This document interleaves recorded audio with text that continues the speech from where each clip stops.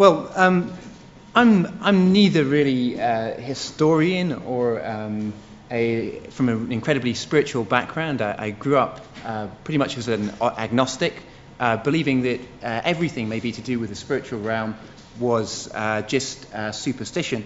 And perhaps somebody who I could thank for this view was this man, Richard Dawkins. If you've been watching the television, you'll have seen his latest series on the genius of Darwin. And it was as a child watching his Christmas lectures on the BBC, hearing him explaining about evolution, it really gave me this view that there was nothing more out there than the material world.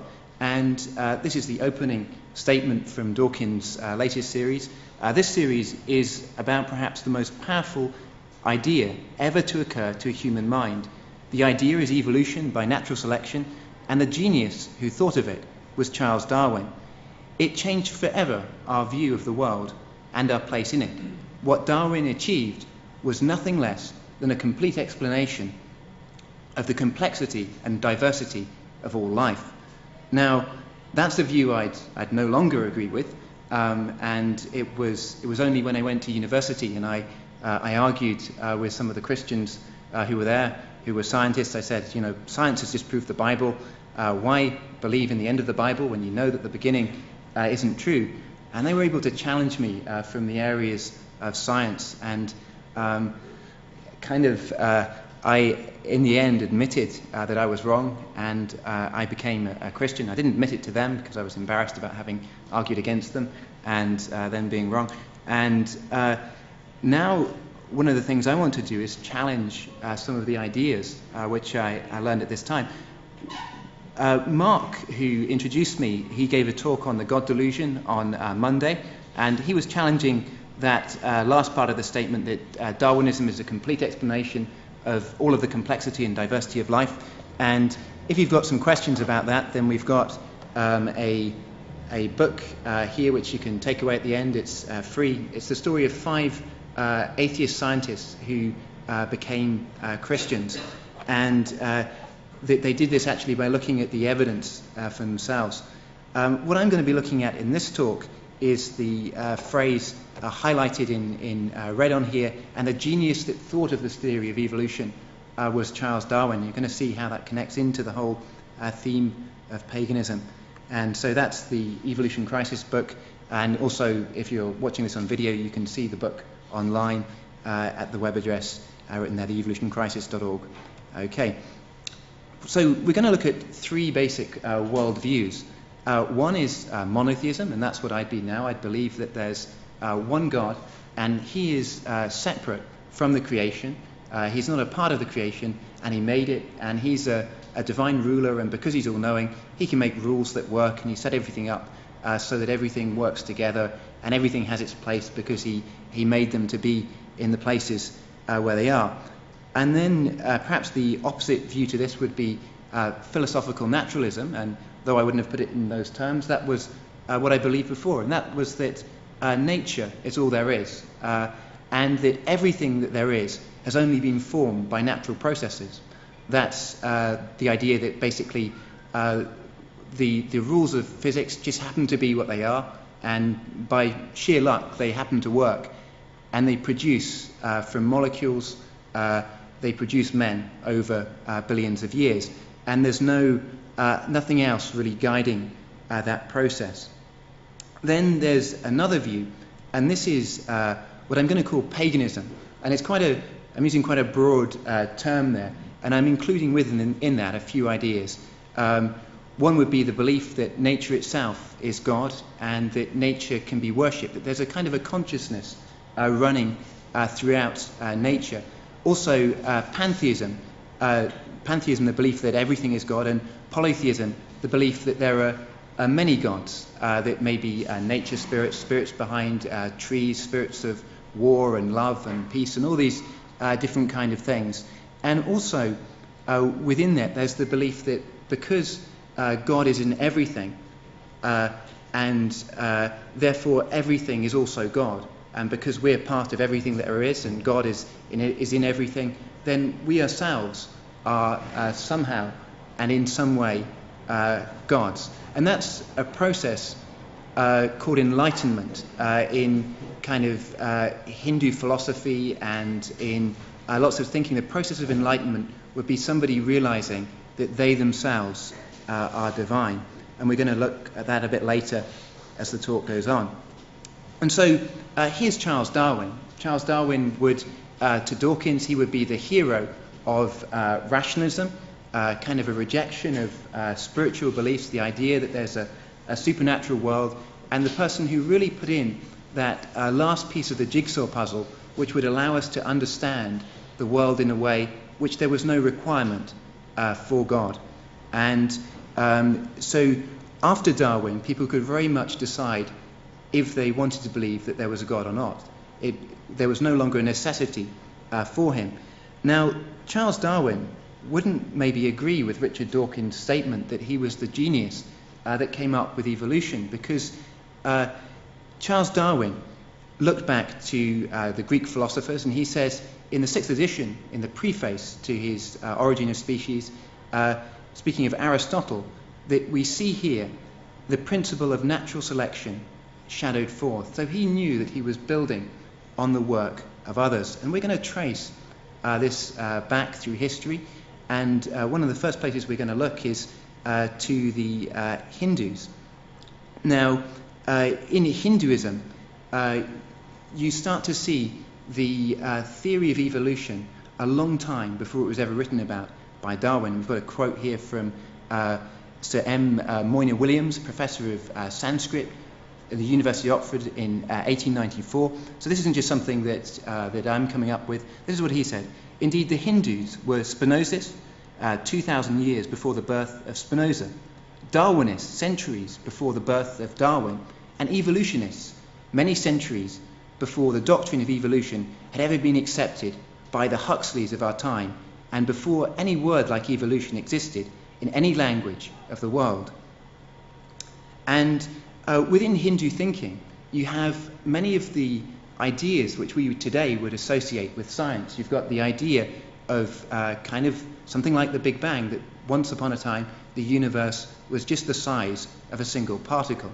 And here this is in the Hindu scriptures. He, i.e. Brahman, that's the Hindu universal God who's everything, becomes the size of an atomic particle and brings to life this whole universe. And you also have the concept of millions or billions or hundreds of millions of years. And so after hundreds of millions of years, Brahman, the universe, the universal spirit, split an egg into parts, making heaven out of one and earth out of the other. And that's in the Vedas in 1400 BC. And you also have something similar to the biological principle of evolution, but from a spiritual sense in reincarnation. And if you look at this picture here, you'll see that life is coming out of the sea. It starts as kind of simpler forms, and as it comes out, gradually through death and rebirth, you come to man.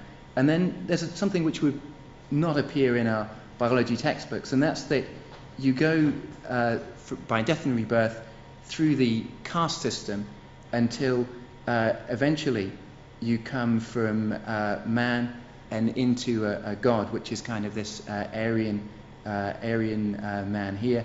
And that would be the process of enlightenment. When a person reaches enlightenment, that's the time when they really realize that they are a god. Then Hindu biological evolution, whatever creation is born is resolved once more and is moved again by the merits and demerits acquired in that life and enters into another body resulting from its deeds. That's the idea that new functionality and things can be acquired from one life and passed in to another. Cosmic evolution, and this is evolution in the grand scale from atoms right the way up to human beings. The idea that new functionality again can be acquired. These, i.e. creative processes in succession, acquire the attributes of the immediately predecessing ones from which they have originated. Each one not only has its own special attribute, but each succeeding one has the attributes of all the previous ones. So in there you've got the idea of kind of common descent and types of behavior and organs and things being passed on and things like that, and everything being built up from the simple to the very complex. Then we're moving on to the Greeks. Now, the Greeks were famous for their philosophies, and there's the guy Pythagoras that you've probably read about in maths, and you're familiar with his triangles and Pythagoras' theorem, but also he was very interested in the spiritual realm, and there's much kind of occultic stuff which comes out from things which he's taught, as well as the mathematical things. And where he got his knowledge from was actually traveling a great deal and finding out what other people were saying in different parts of the world. And here are some quotes. Pythagoras was the hero of Galati and the Brahmins. So the Brahmins are the Hindus, and this quote is saying that this is where Pythagoras got some of his ideas, is from Hinduism. Again, Pythagoras travelled widely, studying the esoteric teachings of the Egyptians, Assyrians, and the Brahmins. So these are all people who believed in a kind of a pantheon of gods. Again, some more quotes. The analogies between Greek Pythagorean philosophy and the Sankhya school are very obvious. Sir William Jones, pioneer of the Western study of Sanskrit. Also, it's more likely that Pythagoras was influenced by India, that's Hinduism, than by Egypt. Almost all the theories, religious, philosophical, and mathematical, taught by the Pythagoreans were known in India in the 6th century BC.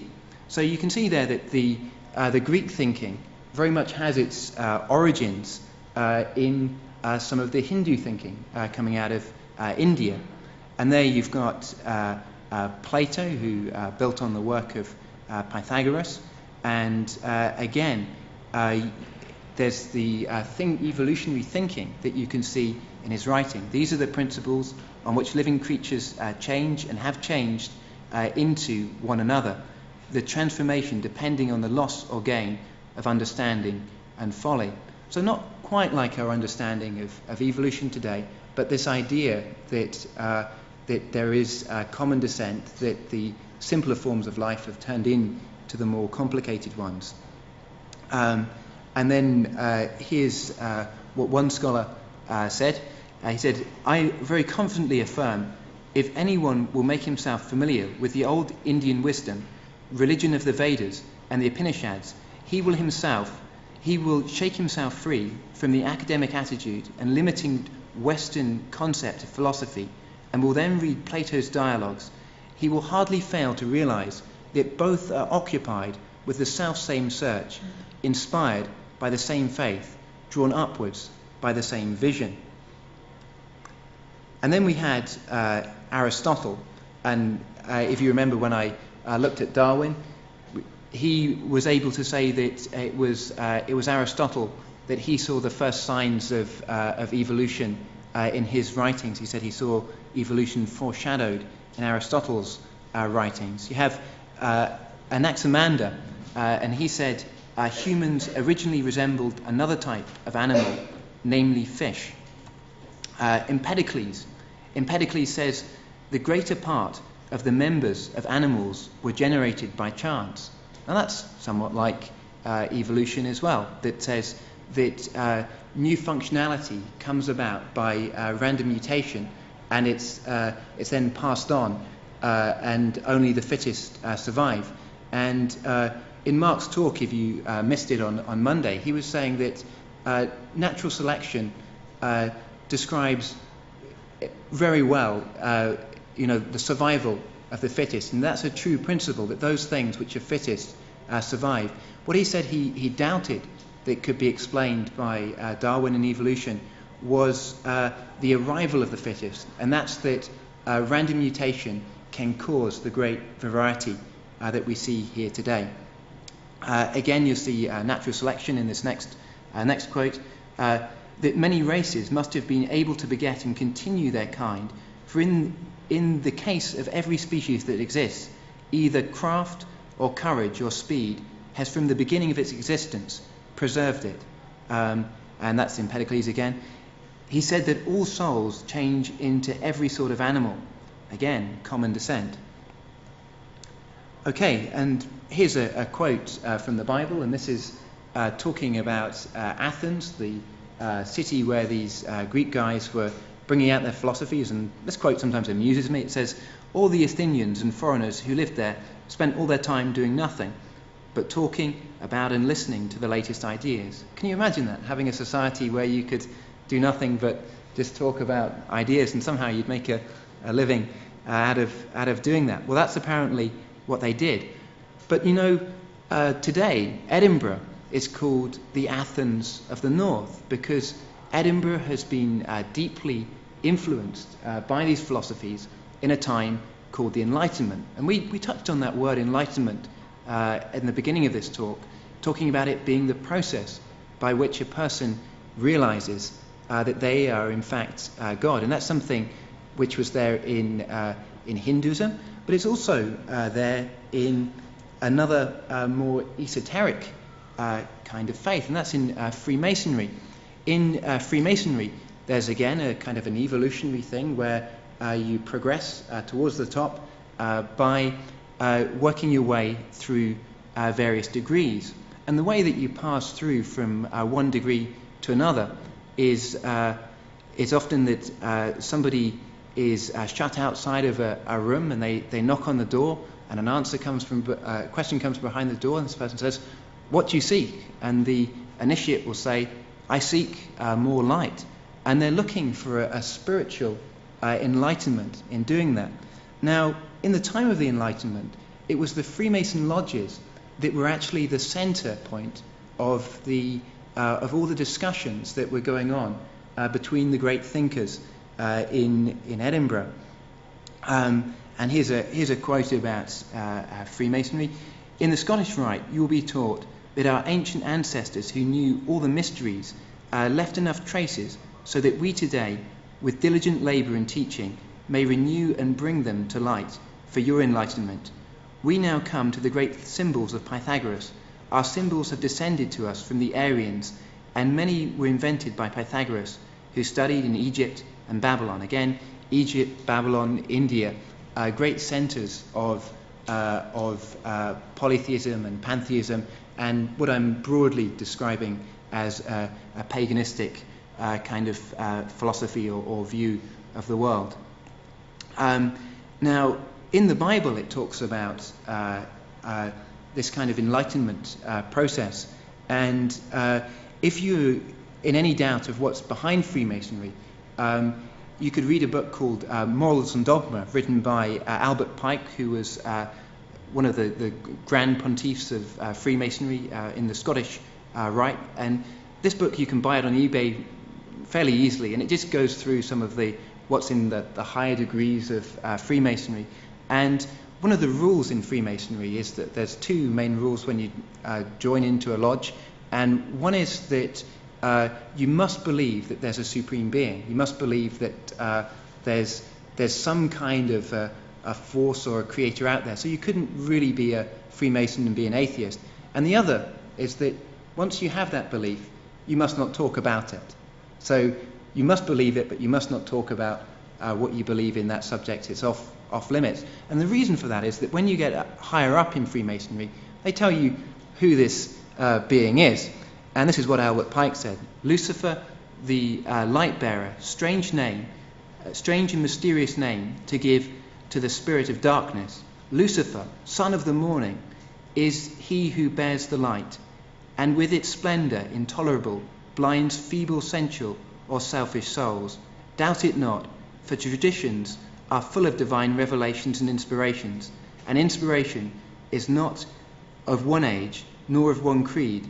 Plato and Philo also were inspired." And so there's Albert Pike, who, a leading Freemason, saying that really where the wisdom of Freemasonry comes from is this fallen angel called Lucifer, though he wouldn't see him necessarily as a fallen angel. What the Bible says about Lucifer is, "How you've fallen from heaven, O morning star, son of the dawn. You've been cast down to the earth. You who once laid low the nations, you said in your heart, I will ascend to heaven. I will raise my throne above the stars of God. I will sit enthroned on the Mount of Assembly, on the utmost heights of the sacred mountain. So what Lucifer was really saying there was that he desired to become like God and to sit, as it were, in his seat. And that's the promise, according to the Bible, that he's been making to humanity since the dawn of time. When he first tempted Adam and Eve in the Garden of Eden, he said, when you eat of this fruit of the tree of the knowledge of good and evil, you will become like gods yourself. It was the promise that we ourselves could somehow become divine, which was his aspiration. The Scottish Enlightenment really was something transplanted from France and the things which were happening over there. And in France, you had the first encyclopedia produced over there, and most of the people involved in writing this were themselves Freemasons. And I think when you look at some of these writings, you'll find that they're not very anti-God in what they say, but they just never refer to him. And then you get to the end of maybe having read a whole encyclopedia, and you look at it and you say, well, I've read all that there is to know about human knowledge, and I see no God in there. Perhaps that's because there is no God. Voltaire, again in the writing at this time, he said, when I first read Plato and came upon the gradation of beings which rise from the lightest atom to the supreme being, I was struck with admiration. So again, you've got this kind of process of evolution from molecules right the way up to the most complex thing, but actually ending in God. So Darwinian evolution starts with the first life form and goes up to human beings. But actually, when you look at the background of this philosophy, it stretches from atomic particles into godhood. Then you have the modern Freemasonry and Sir Francis Bacon. Now, he was a leading Freemason, but he was also the founder of the Royal Society, which even today is probably the UK's leading scientific institution. And so these Freemasonry kind of ideas were very much around in these circles. Now, this is a bit of a side. You've got Adam Smith, again a leading Freemason, and he was the father of capitalism. And in the Bible it says that the prime rule is that we should love God with all our hearts, all our souls, all our minds, and all our strength, and to love our neighbour as ourselves, that we're to be kind and generous to other people. Now, Adam Smith turned this on his head, and he said, actually, the world will work best with enlightened self-interest, a kind of a survival of the fittest, but when applied to money and economics. And he said, if we look out for our own needs first, then we'll have much more to give to other people, and in the end, everything will work out better. And then, if you look at the bottom, you can see in Edinburgh that was the G8 summit. When that happened, thousands and thousands of people gathered in Edinburgh to ask for the debt to be dropped to the third world. This is one of the results that the global capitalism has brought. And many of these philosophies which are championed in the Enlightenment, we see them starting to come apart in our time and not really working as they were meant to. Another guy from the Enlightenment period, James Burnet, Lord Monboddo. Now, a High Court judge called Lord Neves knew that this guy, Monboddo, had evolution a long time before Darwin, and he wrote this poem about him. He said, though Darwin now proclaims the law and spreads it far abroader, the man who first the secret saw was honest old Monboddo, the architect that President takes of him who bears the hoddo. So up and atom, lands of cakes, will vindicate Monboddo. So he was saying that this guy Monboddo had the theory of evolution a long time before Darwin ever did.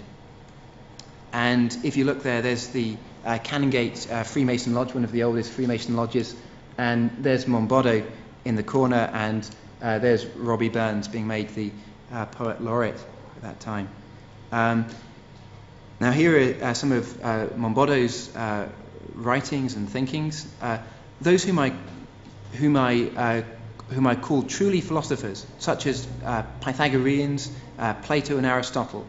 And then another quote, now I think it is not at all probable that the Indians invented so great a science. It came from Egypt. So he's looking at scientific thought and thinking, it must have come from Egypt because it's pretty complicated. I don't believe it could have come from India because it would be more simple. But then he was rebuked by Sir William Jones, who disagreed in a letter to Mombodo and said the Brahmins were the originator of this philosophy, again saying it was the Hindus that it came from.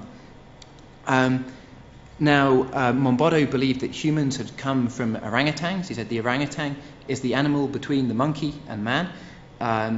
There are, I know, many who will think this progress of man from a quadruped and an orangutan to men, such as we see them nowadays, very disgraceful to the species.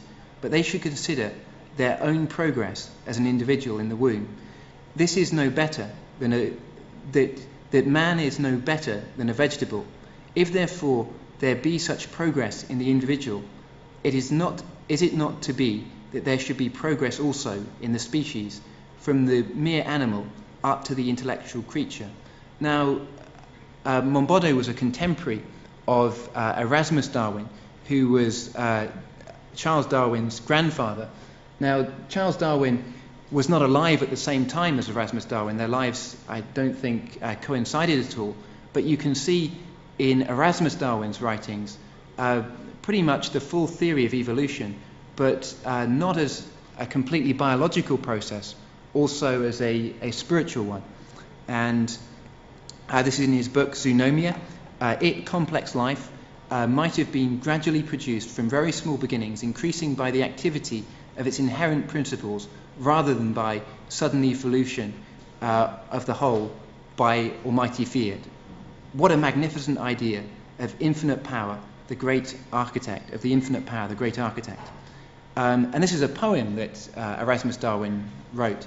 And you'll see in here ideas similar to the Big Bang and evolution. And again, finally ending up with godhood.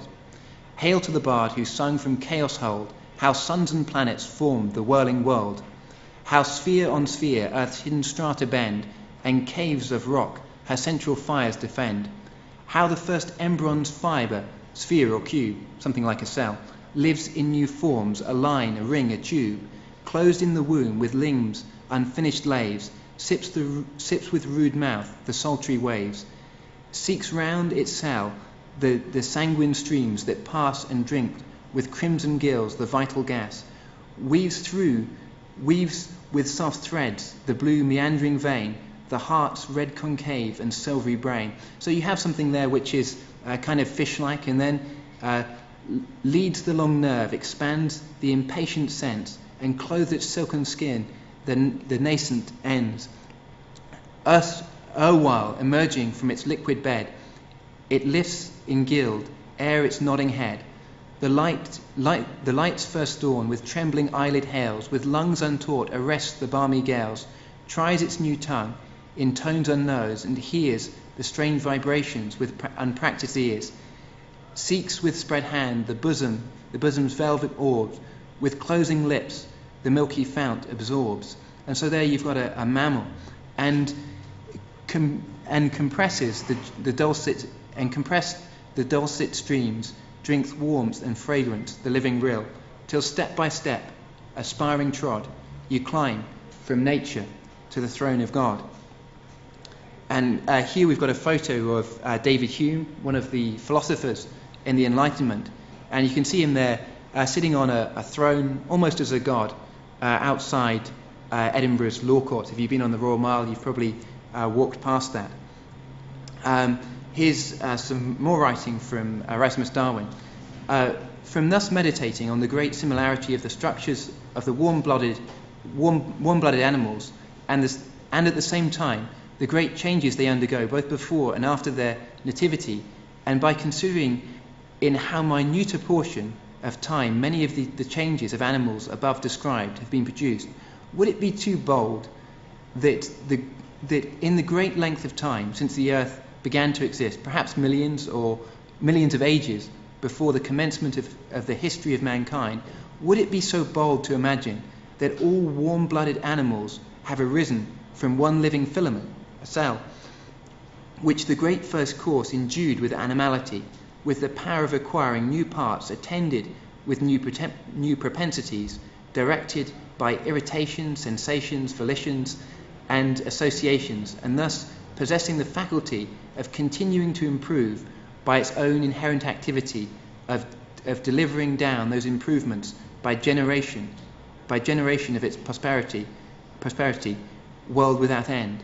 And so there, for me, that seems to be a pretty complete theory of evolution. It's talking about handing down new parts, developing new functionalities, and common descent. It's surprising to me that Dawkins could say that it was really Childs who came up with this full theory from beginning to end, when so much of it is in his grandfather's writings. Now, I presented a talk like this on the web, and I had some criticisms coming in from atheists, and they said, well, what you're writing is nonsense here, because though Charles Darwin came up with a theory of evolution independently, another guy called Alfred Russel Wallace came up with the same theory. And so even if you prove all the way down that there's this spiritual link between evolution and paganism, your argument falls down because this guy, Alfred Russel Wallace, came up with it on his own. But doing a bit of research, I found out that Russel Wallace was himself a spiritualist medium. And when you look on the Natural History website, it's got a certificate saying that. It says, Central Association of Spiritualists. This is to certify that Alfred Russel Wallace has been elected an honorary member of the association. So he was clearly involved in kind of occultic spiritual practices. Now, we're going to look at today, and I'm making the case that where you find evolution, you also tend to find paganism, that these two ideas go together.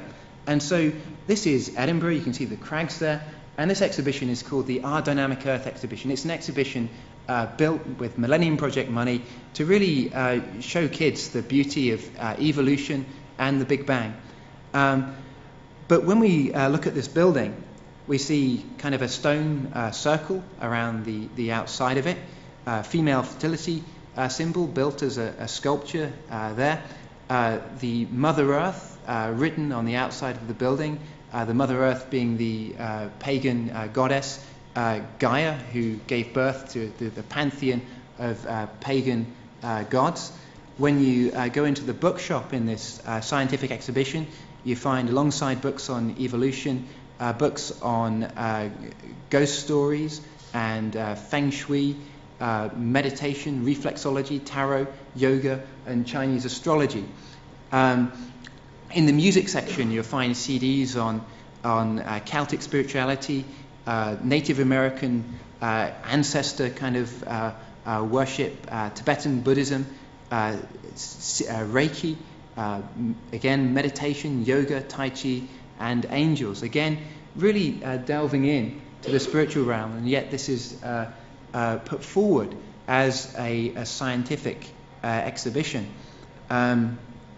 Walking up and down the Royal Mile, you'll probably find often we have these New Age events on, and here, rather than Edinburgh becoming a centre of what you'd expect it to be, a rational centre after the evolution, but there's, I would say it's probably a centre for superstition at the moment. So here you've got past life readings, tea leaf readings, crystal ball, angel and fairy card readings. This is again taking place in the Freemason lodges where the Enlightenment kind of broke out.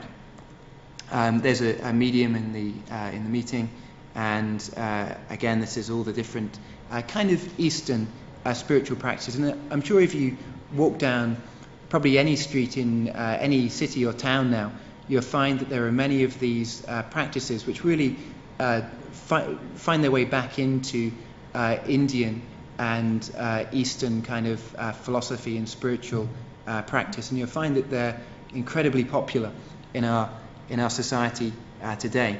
And I'd make the case that it's because we've embraced evolution that we've also embraced these other things. Then we've got the rise of witchcraft, and you probably find many witchcraft shops as you go up and down the Royal Mile and walk throughout Edinburgh. Another occult supplier kind of sell lots of interesting things. I saw their website, and I think I saw some flying potion on there. I don't know what it does, but seems to sell it.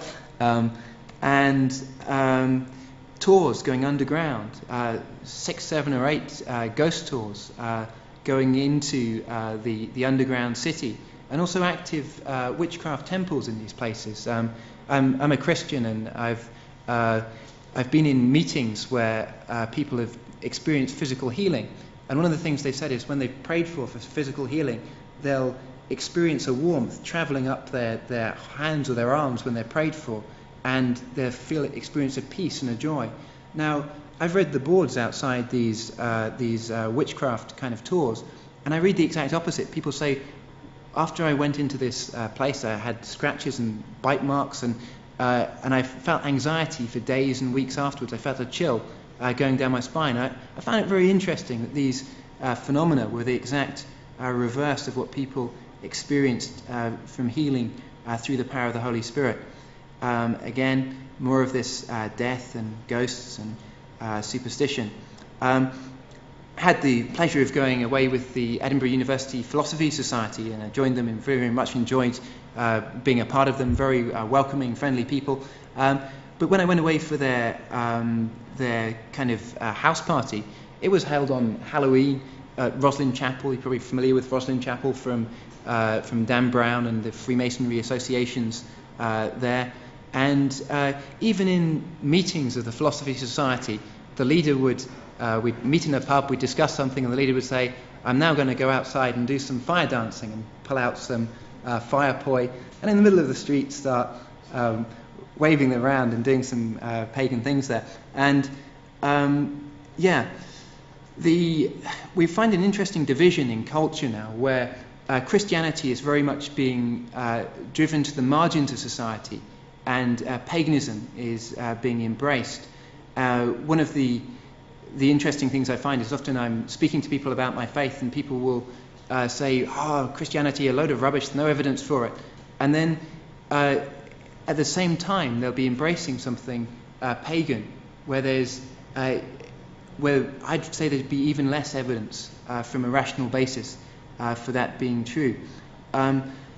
Last year, the Pagan Federation held its Scottish conference at Edinburgh University, but the move enraged the Christian Union, which accused the university of double standards after banning one of its events, which outlined the dangers of homosexuality.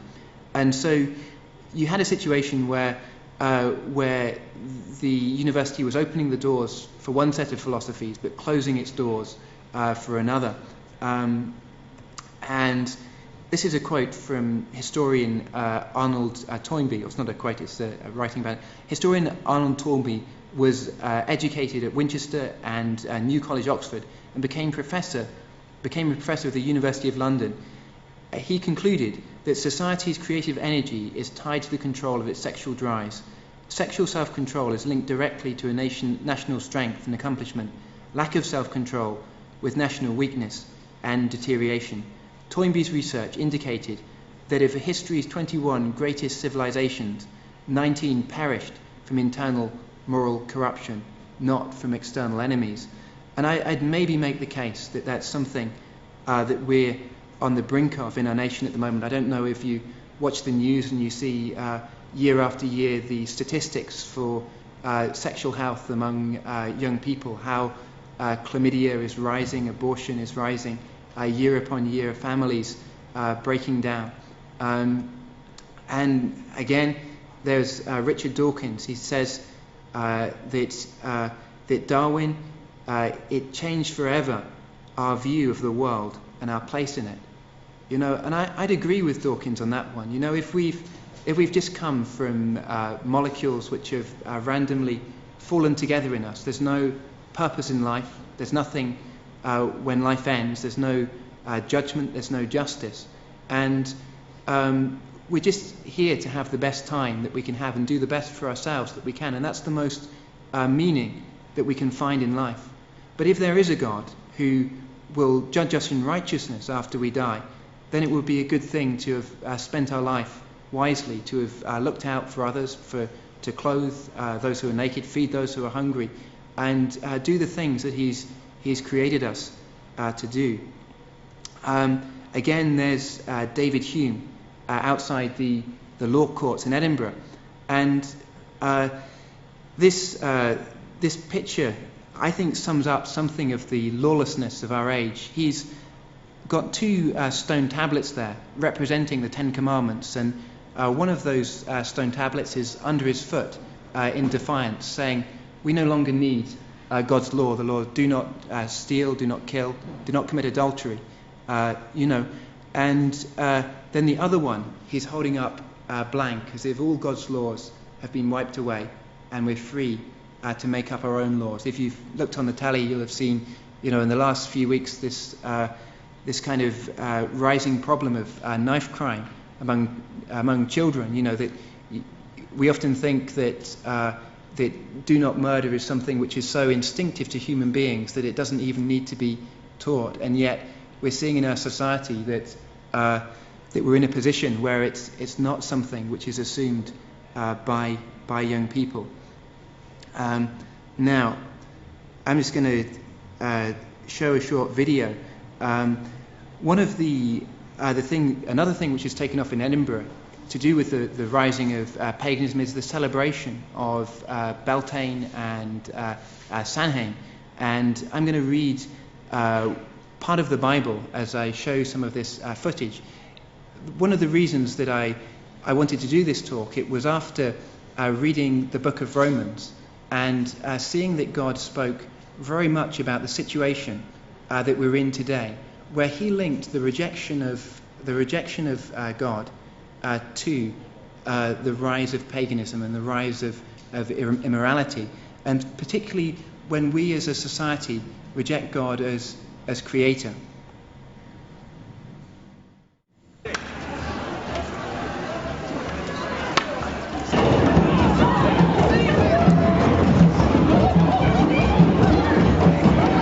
So these guys in red represent their sexual spirits.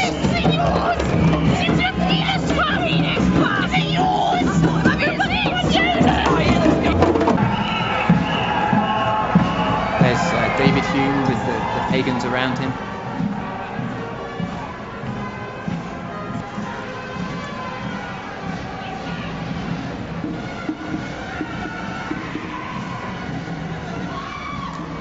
The wrath of God is being revealed from heaven against all the godlessness and wickedness of men who suppress the truth by their wickedness, since what may be known about God has been made plain to them, because God has made it plain to them.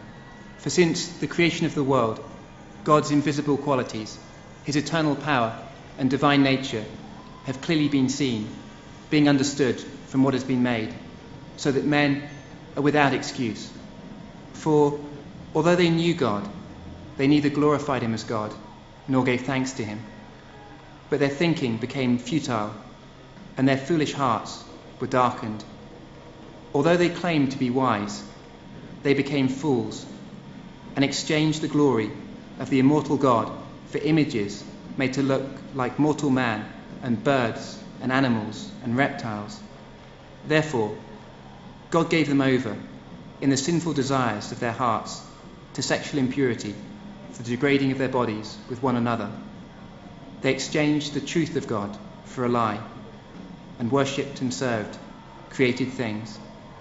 Therefore, God gave them over to sexual immorality for the degrading of their bodies with one another.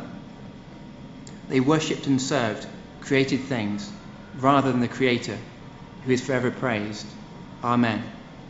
Because of this, God gave them over to shameful lusts. Even their women exchanged natural relations for unnatural ones, In the same way, the men also abandoned natural relations with women and were inflamed with lust for one another. Men committed indecent acts with other men and received in themselves the due penalty for their perversion.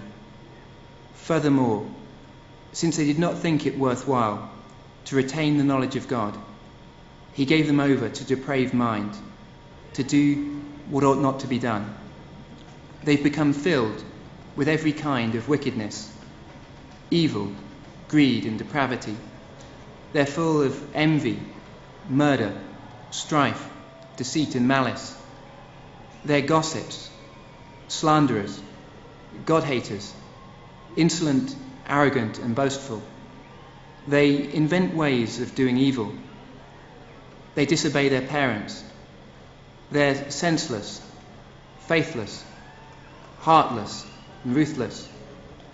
Though they know God's righteous decree that those who do such things deserve death, they not only continue to do these very things, but also they approve of those who practice them.